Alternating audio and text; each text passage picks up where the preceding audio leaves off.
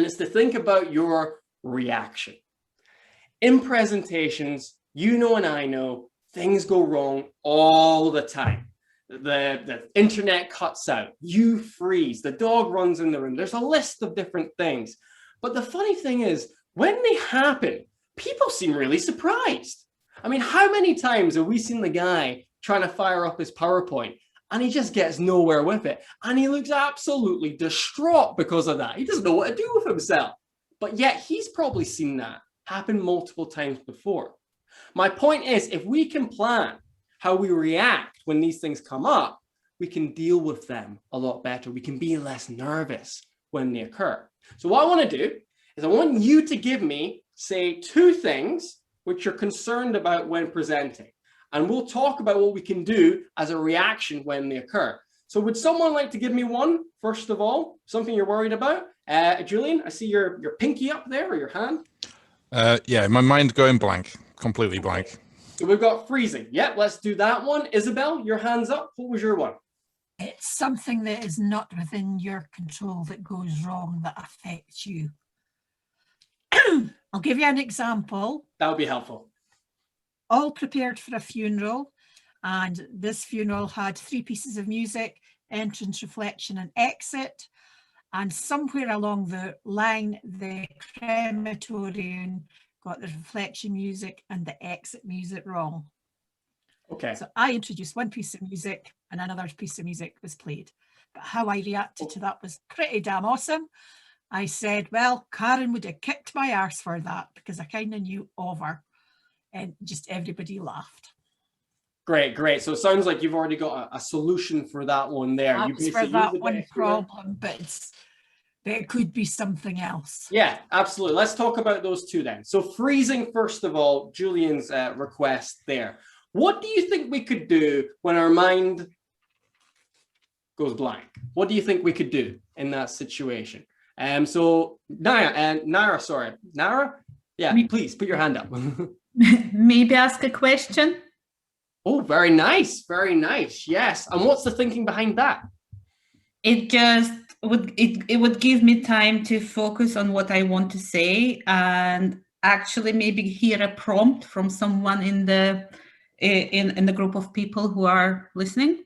Love that, Nara. And that's my favorite strategy right there, to actually put the expectation of speaking on the audience instead of you. So when you freeze, throw out a question. And what it does is it creates some time for you to think and get back on track.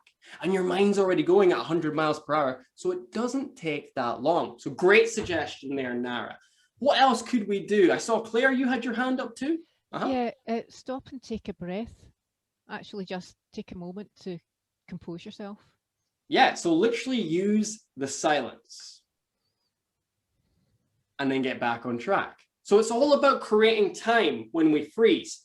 So pick the strategy which works best for you. Maybe it's asking the question. Maybe it's creating the silence. But if you know what you're going to do, when it happens, you remain more calm. Now let's go to Isabel's situation. When something goes wrong, which is outside of your control, it was someone else's fault. How do you adapt to that? So let's get viewpoints from the audience first of all. What do you think we could do? Any suggestions there?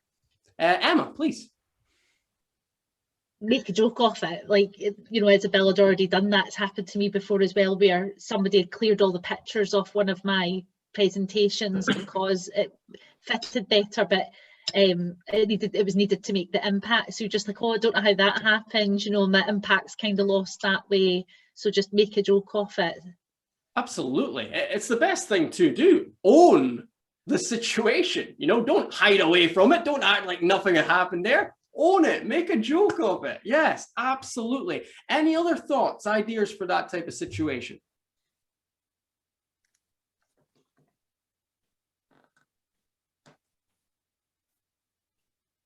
No? Doug? Well, the T word, Toastmasters, I would put my mind, it's happened many, many times before and nothing terrible ever happened. So yeah. There's but I guess that goes to, I wouldn't quite so much say practice. I'm not intending to lose my place, but if I give enough presentations, I will have done several times and nothing bad ever happened. Yes, yes. Therefore, it's a kind of, I don't freeze.